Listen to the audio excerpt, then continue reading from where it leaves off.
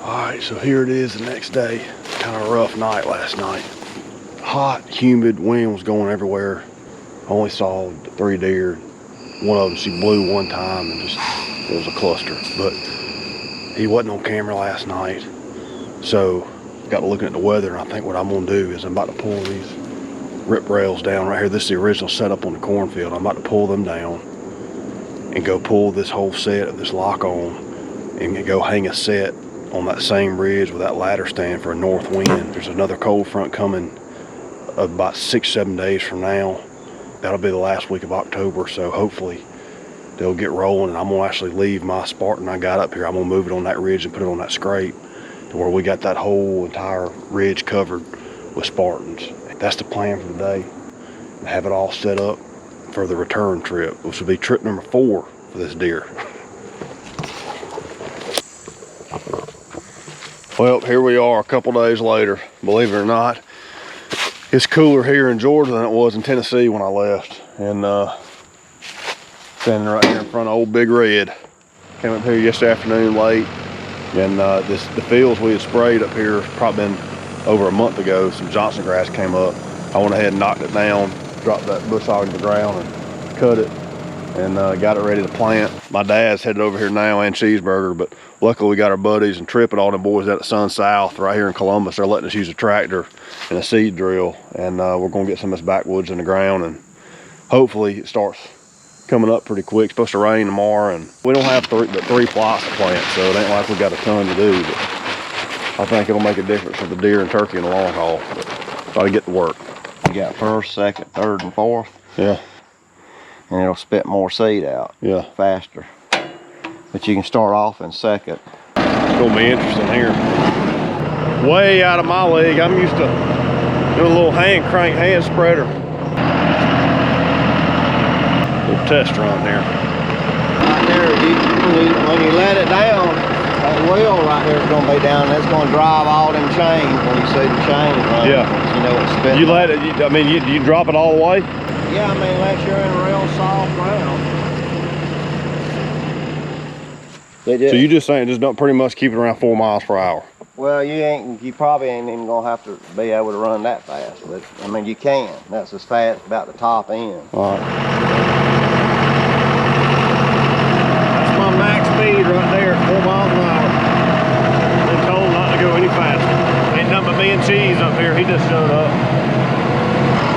One thing I like about old Cheese though is he just kind of wings it, you know. He ain't never been one to really crush in a ground line or nothing. He just goes and takes his chances. Gotta love a man like that. The old Cheese hut.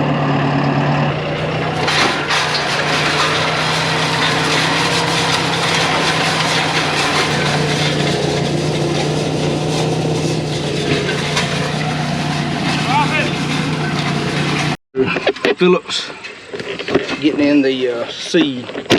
Let me figure out how this GoPro thing works, man. You know, I ain't real tech savvy with all that good jazz. But Phillip's getting the seed put in. Uh-oh, that ain't good.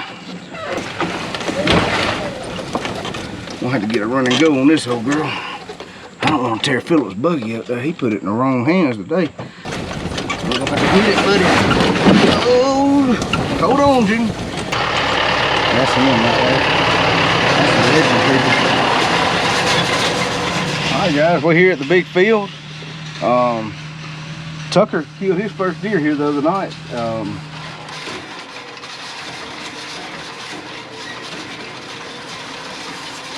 The planter sitting on number 2. I don't know, man. I don't know much about these planters. I'm not a farmer. But it didn't look like it was dropping a whole lot, and who knows what's gonna happen. Well, folks, you know, at the beginning of the year, Phillip was talking about, you know, work days at the hunting club. And he also said that there's always that one guy that never shows up for anything, you know, to do any work days. That one guy showed up. Ladies and gentlemen, I present to you the Nathan Thomas. What it is. What it do? Just get here when you can. Yeah, just, I mean, it ain't like you got to feed your family or got a job or nothing. Did you find one? Yeah. What's that right there? The missing link. Is it the whole operation? No pun intended.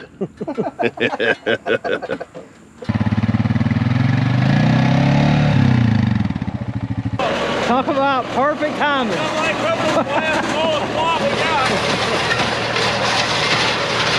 Sometimes you gotta work smart, not hard. Dang, that tractor, dude, good Lord. The hunt club ain't never seen anything like that. How's he doing, Pitts? I think he's doing all right. He's mastering it. I want to know, what is Mr. Pitts doing now that he's tagged out? What does your day consist What's of? retirement now? Yeah, What does what's retirement feel like? It's actually good. I'm relaxing a lot, you know, watching cartoons, sitting in a beanbag chair eating Cheetos. Well, this is a question I have. My little interview with Mr. Mike Pitts, Mr. Tagged Out himself. Why aren't you down here filming us? We're missing days of hunting, having to film Hey, each other. I told Nate, I even called Nate back and said, hey man, just checking, see if you need a cameraman. Got her done and got a little bit of a visitor here. Hello, buddy. What do you think, Tank?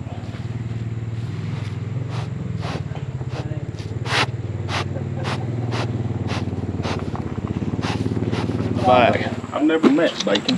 There's that's Tank, Pitts. We don't want to offend him calling Bacon. Call him Bacon, that's kind of a slap in the face. I ain't got nothing for you. Now listen, you are gonna be Bacon if you go mess with them food plots. I got some. Don't mess with them food plots, buddy. I think that's something that's too lazy to walk up for. Maybe we ought to rename him, name him Nate. If we call him Nate, he won't have nothing to do with the food plot. That's one thing about it.